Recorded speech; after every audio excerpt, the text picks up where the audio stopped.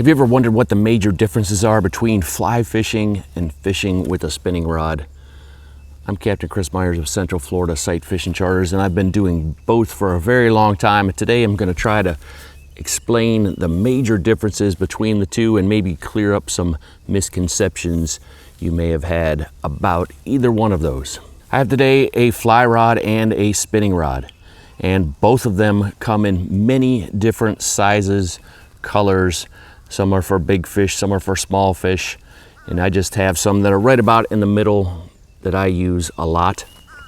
And the spinning reels didn't get really started until about the early 1900s, right around the turn of the century.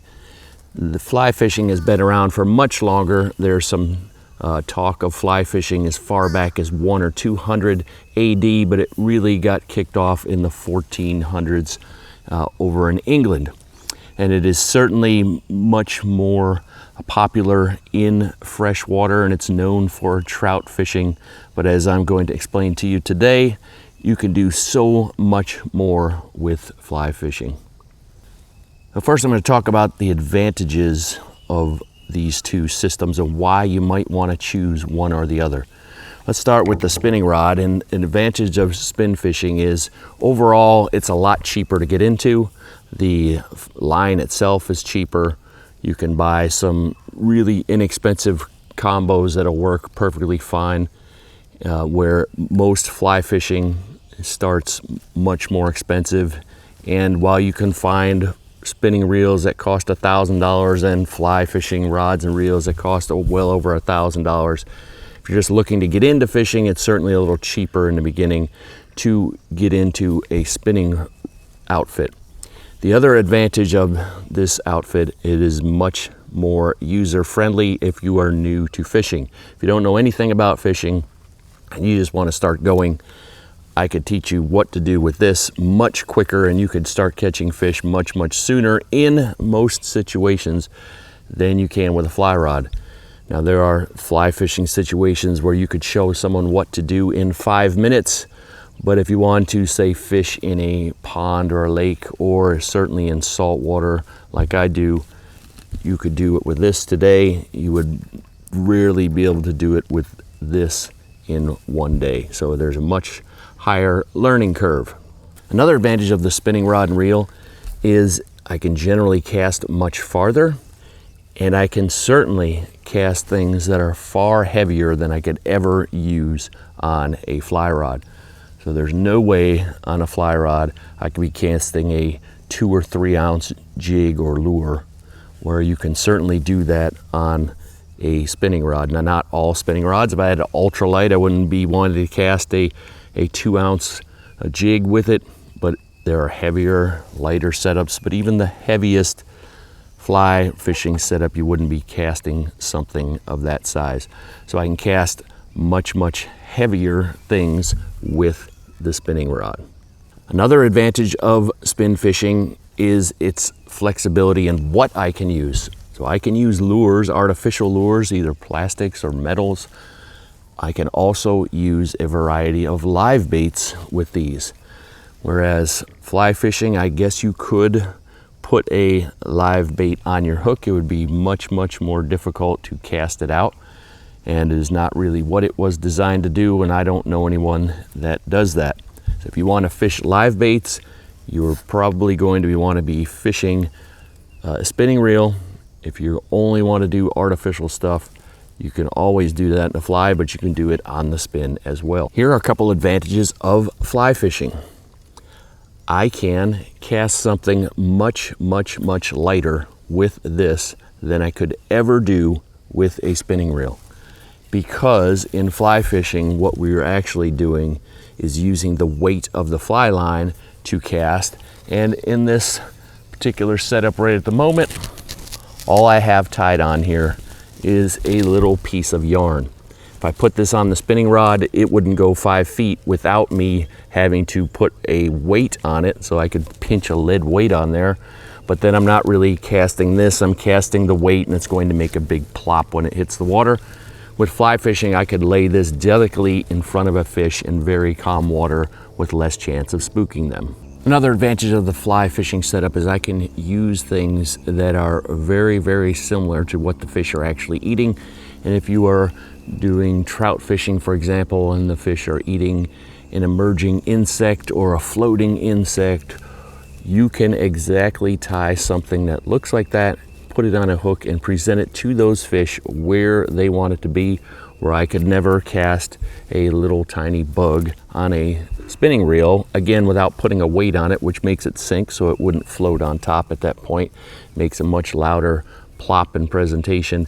If you're looking to exactly mimic some of the foods that fish eat, you can more easily do that on a fly rod. Two final things that the fly rod gives us, maybe not an advantage, but it is generally much more fun to cast these than it is casting a spinning reel. And while you should certainly practice accuracy if you have a spinning reel, it's not as fun to do as if you're practicing your fly fishing cast. And to be a proficient fly caster, you must practice and learn how to do it correctly. So it is a process that you get to see some results in as you go through it. Another fun advantage of this is fly rods are generally much longer than spinning rods. They're much more flexible, and when you do hook a fish, you are getting more of a fight most of the time on a fly rod than you would on a similar appropriately sized spinning rod. In fly fishing, we don't always crank the fish in with the reel. A lot of times we pull them in by hand, and there again, it gives you even a better sense of that fight, where you wouldn't really ever pull a fish in by hand with regular fishing line on a spinning rod outfit. One of the major misconceptions about fly fishing is it's only for trout fishing. So that's certainly where it gained its popularity and where it's still most popular. But anywhere you can fish with a spinning rod, you can fish with a fly rod. So you can fish from ponds, lakes, streams, creeks. I do the majority of my fly fishing on open saltwater flats for fish that can easily get over 100 pounds. There are people that fly fish out in the ocean for a variety of pelagic fish, and you could also get a sinking line and a heavier fly and sink down and catch reef fish as well with your fly rod. So it is not just a trout fishing rod. It can be used anywhere that you're currently fishing. If you know some additional differences about fly fishing and spin fishing, let us know in the comments, because I certainly can't cover everything in this video. And people who are watching this will be very interested to know what you think are the main differences you have discovered between fly fishing and spin fishing. Just like all types of fishing, there is not a one-size-fits-all fly rod or spinning rod. So I'm from catching panfish back here in this little creek or the pond over there. I wouldn't want to use this 7.5 foot rod, a meat that is meant for much larger fish. I would use an ultralight. I wouldn't want to use this fly rod to catch those. This is something I would catch a much larger fish on, so I would want a smaller one. When you're buying fly rods, they have a convenient numbering system, and it's called a weight system. And the smaller the number, the lighter the rod. The lightest that I own is a 3 weight. I use those for little panfish, little brim, bluegill, etc. You could use it for trout in a creek or stream. This one happens to be a 7, and the biggest one I own is a 12. The big one I would use for huge tarpon. This one I use most overall in saltwater flats fishing, but I also have 5s and 9 and a 10 and a 6 and etc. So I have different fly rods for different size fish. And when I'm buying line for this, the line is also numbered the same way. So on my 7 weight rod, I have a 7 weight fly line. A huge difference between fly fishing and spinning fishing is the type of line that we use. On a fly fishing rod, we would only use fly lines. They are specially constructed, specially weighted lines for fly rods. I could never use this on a spinning rod. And similarly, I could not use regular fishing line on my fly rod. At the end of this fly fishing line, we put a leader that is commonly made from monofilament, could be made from fluorocarbon, and it You can put it in differing lengths, but this is where I tie the fly onto. The casting is actually made with the line itself. They come in a variety of colors, and they should last you a very long time. A good quality fly line can be $50 to $120. You can find some less expensive ones if you're not going to be using them so much. Where spinning reel lines come in monofilament, fluorocarbon, which are both clear, what you would think of as common fishing line, and then there's braided fishing line, which I have on all my reels. It is much thinner, stronger, and has far less stretch, and it lasts me a very long time. This I could never ever use on a fly fishing reel. The fly fishing reel itself has the 100-foot fly line on it, and then this green line you see in here is very similar to this braided line. It's called backing because the fly lines only come up to 100 feet. If I cast 50 feet and hooked a big fish and he wanted to pull 60 feet, I don't want to lose my $100 fly line. That's why there is backing under there. So I could put 100 or 200 yards of that backing on there. The fish could go a very long way without breaking me off. The fly fishing reel itself, you will see that as you pull line off of here, the handle always turns. If I stop the handle so it cannot turn, I cannot pull any line off it. It has a drag on it, just like your spinning reel, so I can tighten this up and make it harder for it to come off or lighter for it to come off. But I must let go of the handle. If I was reeling in a fish and he wanted to take off, I need to let go of that handle. With the spinning rod, as you pull line off, that handle doesn't turn. So you can be holding the handle, and when you set this properly to keep your line from breaking, that fish will pull and line will come off the spool regardless of if you're holding that handle. Probably the biggest difference between spinning rod fishing and fly fishing is how we are doing the casting. It is a completely different style of casting. So let's start with the fly fishing. In fly fishing, we will always 100% of the time manually pull the maximum amount of line we're going to cast off the spool first, then we make the cast. We do not, under any circumstance, is there a fly fishing cast where you make the cast, line flows off the spool through the guides and out the tip of the rod. So if you're never going to need to cast past 50 feet, then you would pull 50 feet of fly line off. Then I can start with what I need and feed line out. So as I'm casting, I can feed that line out as I go back and forth in the air. And when I stop, I can open my finger and let that line shoot out even farther if I need to. When I'm retrieving a fly fishing reel, I'm always retrieving that manually by pulling on the line with my hand, and the other hand has the line under the finger. There is no circumstance where I would retrieve my lure as I'm making a presentation to a fish and be turning the handle of the reel. So we don't cast out, turn it back in, pull the line off, cast out, turn it back in.